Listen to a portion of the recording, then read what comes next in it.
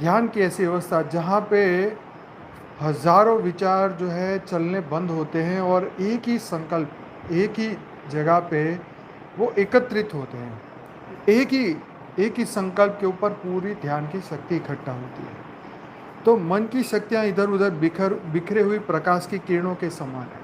तो जितना हम सोचते हैं इतनी जगह बार बार ध्यान भटकता है। हजारों बार हजारों लोगों को हजारों विचारों के ऊपर हमारा ध्यान फोकस करता रहता है, इसलिए वो केंद्रित नहीं हो पाता और मन की शक्तियाँ हैं वो कार्य नहीं कर पाती।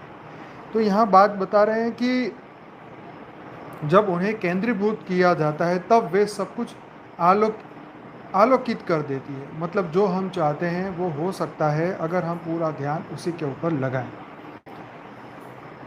यही ज्ञान का हमारा एकमात्र उपाय है। तो ज्ञान यही समझाता है कि हजारों जगह जो फोकस अटके हुए हैं, अलग अलग जगह पे भटक रहा है फोकस, उसको एक जगह पे इकट्ठा करना है।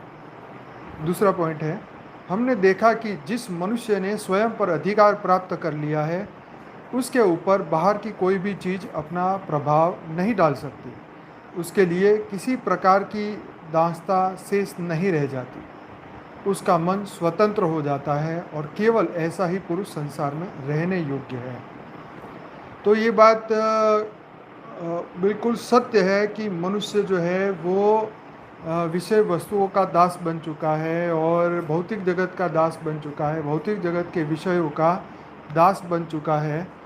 तो मनुष्य का जो है जब तक वो अपने ऊपर अधिकार प्राप्त ना करे। अब प्रॉब्लम क्या है कि हमारा खुद का अधिकार हमारे खुद के ऊपर रहा नहीं। मान लो कोई भी हमें एक व्यक्ति आके एक शब्द भी सुना देता है तो हमें उस शब्द को उस शब्द को हजम नहीं कर सकते और हमारा पूरा जो एनर्जी है उसी शब्द के पीछे बर्बाद हो जाती है। ठीक है, तो किसी का एक शब्द भी हमें हिला देता है तो किसी का तो मतलब हमने अभी अपने आप पे अधिकार प्राप्त नहीं किया। अभी भी हमारा अधिकार अपने ऊपर नहीं है। अभी भी हमारा अधिकार बाह्य जगत पे है, बाह्य वस्तु पे है, बाह्य लोगों पे है।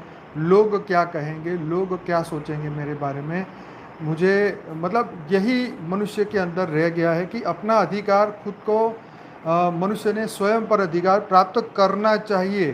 ठीक है, तो जिस दिन ये हो जाएगा तो बाहर की कोई भी चीज़ अपना प्रभाव नहीं डाल सकती। उसके लिए किसी प्रकार की दास्ता शेष नहीं रह जाती। उसका मन स्वतंत्र हो जाता है और केवल ऐसा ही पुरुष संसार में रहने योग्य है। कहने का मतलब ये है कि जो आत्माएं 84 लाख योनि से मुक्त होना चाहते हैं, जीवन मृत्यु के चक्र से ऊपर जाना चाहते हैं, उनके लिए ये खास बात कि स्वयं पे अधिकार, खुद पे विश्वास, आत्मा पे विश्वास। जब तक हमें आत्मा पे विश्वास नहीं होगा, हमारे खुद की आत्मा पे हमारा विश्वास नहीं होगा, तब तक सभी चीज़ें बेकार है। आइए समझो, पूरी दुनिया क्या मानती है, क्या सोचती है, इससे कोई फ़र्क नहीं पड़ता। आप क्या सोचते हो और आप क्या मानते हो, वही आपके ऊपर फ़र्क पड़ता है। ठीक है, अगर आप में कोई बीमारी हुई है, कुछ बीमारी आई है और पूरी दुनिया को दवाई बांटते फिरो कि भाई ये खा लो ये खा लो, तो इससे आपकी बीमारी तो नहीं जाएगी। आपको अपनी बीमारी काटनी है तो खुद ही दवाई खानी पड़ेगी। कहने का मतलब कि खुद ही हमें अपने मन के ऊपर अधिकार प्राप्त करना है। ठीक है जी, आगे तीसरा पॉइंट, अनियंत्रित और अनिर्दिष्ट मन हमें सदैव उत्तरोत्तर नीचे की ओर घसीटता रहता है। हमें चीथ डालेगा, हमें मार डालेगा।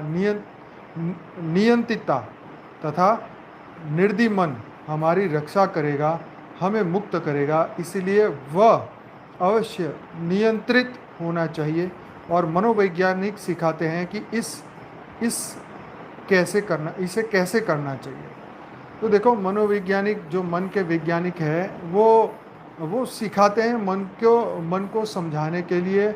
अनियंत्रित और अनिर्दिष्ट मन हमें सदैव उत्तरोत्तर नीचे ही घसीटता रहेगा। मतलब ये है कि अगर आपका मन आपकी कहे में नहीं है, वो अपनी आवाज़ उसकी बुलंद हो रही है। मान लीजिए आपने कुछ कार्य करने के लिए सोचा, तो मन कहेगा नहीं अभी नहीं करना, बाद में करेंगे, ऐसे करेंगे। जिसको हम आलस्य कहते हैं, तो उसकी एक खुद की आवाज़ है। तो आलस्य की खुद की आवाज़, अंदर की आवाज़, अंदर से ही आपको आवाज़ आएगी, नहीं अभी नहीं बाद में, नहीं अभी नहीं बाद में, आज नहीं कल, कल नहीं परसों, जैसे ही दूसरा दिन आए आज नहीं कल। तो मन हमारा जो है वो आलस से भरपूर हो जाता है। तो उससे क्या होगा, वो हमें सदैव उत्तरोत्तर नीचे की ओर घसीटता जाएगा। तो ये बातें इसलिए बताते हैं कि अनियंत्रित, अनिर्दिश।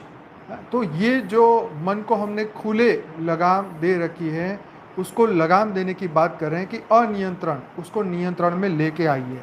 अनिर्दिश, उसको दिशा दिखाइए। तो दिशा आप अगर उसको दिखाएंगे, आत्मा की पावर मजबूत होगी, आत्मा का फ्री विल पावरफुल होगा। ठीक है, आत्मा की शक्ति पावरफुल होने से मन को काबू किया जा सकता है, ये बिल्कुल सत्य है। और तभी जो है हमारी तो आत्मा के ऊपर तुम्हारा विश्वास पक्का होना चाहिए। मैं मन नहीं हूँ, मैं आत्मा हूँ। मेरा मन कहेगा वो नहीं होगा, मेरी आत्मा के लिए जो बेहतर है वो होगा। मन तो कभी उदास होता है, कभी दुखी होता है, कभी सुखी होती है, कभी हंसता है, कभी रोता है। कोई अच्छे गाने सुनो तो खुश हो जाता है, कभी दुखी गाने सुनो तो दुखी हो जाता है। सिचुएशन ऑन एटमॉस्फेयर, आसपास के वायुमंडल में जो हो रहा है, न्यूज़ देखोगे तो दुखी हो जाएगा, अच्छी बात सुनोगे तो सुखी हो जाएगा। तो ये मन की चंचलता है। तो उसको नियंत्रण करने के बारे में बात यहाँ की गई है। और मनोवैज्ञानिक भी यही सिखाते हैं कि how to control your mind. आगे चौथा पॉइंट, हम अभी जो कुछ हैं वह सब अपने चिंतन का ही फल है, इसीलिए तुम क्या चिंतन करते हो इस विषय में विशेष ध्यान रखो। यह बिल्कुल सही है कि आपके मन के अंदर कौन से विचार चल रहे हैं। सबसे बड़ी बात है कि मन के अंदर क्या है। आपके गाड़ी का इंजन पेट्रोल का है, डीजल का है, सीएनजी का है, केरोसिन का है, मिट्टी के तेल का है, किसका है?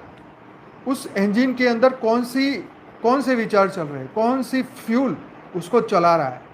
तो विचार है फ्यूल। कौन से विचार हैं जो इंजन को चला रहे हैं? पेट्रोल के हैं तो फास्ट चलेगा, डीजल के थोड़ा धीरे से चलेगा, प्योर जेट का पेट्रोल है तो एकदम फास्ट है। तो कहने का मतलब ये है कि तुम्हारे मन के अंदर चिंतन क्या हो रहा है, तुम्हारे माइंड के अंदर फ्यूल कौन सा है, तुम कौन सा फ्यूल यूज़ कर रहे हो। ठीक है, तो उसी से तय होने वाला है वो चिंतन का प्रभाव शरीर पे आने वाला है, वही एक्शन बनने वाला है। आप अगर आपने माइंड में, मन में सोचना शुरू कर दिया कि कल उस लड़के को मुझे पीटना है पीटना है पीटना है, दिन में 10,000 बार सोच लिया, अगर वही चिंतन चलता रहा तो अगले दिन वही होगा जो आपने पूरे दिन प्रैक्टिस की है। आप अपने मन को नियंत्रित नहीं कर पाओगे। आप उसको देखते ही उसके ऊपर झपट पड़ोगे। उस वक्त तुम कितनी अच्छी बातें सोचना चाहो, तुम ज्ञानी हो, महाज्ञानी हो, परम महाज्ञानी हो, तुमने 87,000 ईयर तक तुमने तपस्या की है, लेकिन मेनका सामने आ गई तो तुम्हारा सब योगबल समाप्त। ठीक, ये बता रहा हूँ चिंतन के ऊपर कि चिंतन अगर तुमने उसका किया तो फिर तो उसे भगवान भी नहीं बचा पाएंगे, ये स्पष्ट बात है। तो ये बात यहाँ पे बड़े बड़े लोगों ने कही है, बड़े बड़े ऋषि मुनि, हम रोज़ आर्टिकल पढ़ते ही हैं, रोज़ सुनते हैं, समझते हैं। तो यही बात है कि चिंतन को बदलो। इसीलिए भक्ति मार्ग वाली आत्मा है तो उसको बोल दो भाई राधे राधे राधे राधे कर, राम राम राम राम राम लिख। जे हनुमान जी का पूरा गीत सुनता रहे, गाता रहे, लिखता रहे। जिस इष्ट में आपका लगाव है पूरे दिन उसके नाम का जप करो। तो ये क्यों कहा गया पूरे दिन हरे कृष्णा हरे कृष्णा हरे कृष्णा हरे राम हरे हरे? क्यों कहा गया? कि मन तुम्हारा जो है वो अपनी चला ना पाए आपको, इसलिए उसको गति देनी। ये गति देने का कार्य है कि आपने उसको बोल दिया भाई बस पूरे दिन मुझे माला घुमानी है और चिंतन करना है, राम का नाम लेना और कुछ नहीं करना, बस एक ही बात, नो बकवास, सीधी बात, बराबर। तो मन को बिजी रखने का ये तरीका कि आप चिंतन करते रहो, जो तुम्हें सही लगे वो चिंतन करते रहो। जहाँ तुम्हारा विश्वास है उसको चिंतन में लगाए रखो, मन को चिंतन में लगाए रखो। लेकिन गलत बात का चिंतन होने ना पाए, क्योंकि देखो उस विचारों में भी आनंद है। एक बात समझ लो, आप मेनका को याद करोगे तो उसमें मन को आनंद मिलेगा, क्योंकि मन के अंदर अभी कामनाओं के बीज पड़े हैं, इच्छाओं के बीज पड़े, वासनाओं के बीज पड़े हैं। और फिर तुम उस मेनका को कामना उसको उसका चिंतन करोगे तो फिर मन को तो बहुत अच्छा लगेगा, लेकिन होगा ये कि धीरे धीरे मन विषयी बन जाएगा, उसी की ओर आसक्त बन जाएगा, और आसक्त मन जो है वो आपको और विकारों की ओर खींच जाएगा, आपको घसीटता हुआ न चाहते हुए भी काम, क्रोध, लोभ, मोह, अहंकार में वो खींच के लेके ही जाएगा, वो उसका स्वभाव है। ठीक है, तो यहाँ बात हो रही है कि चिंतन किसका करें, चिंतन क्या करें।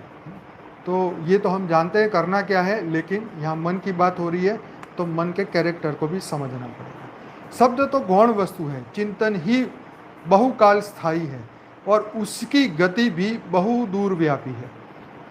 हम जो छह चिंतन करते हैं उसमें हमारे चरित्र की छाप लग जाती है।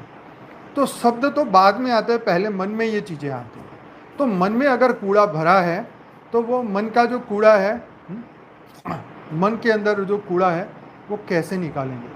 मैं एक दिन वो क्या नाम है, एक बढ़िया बात बता रहा हूँ।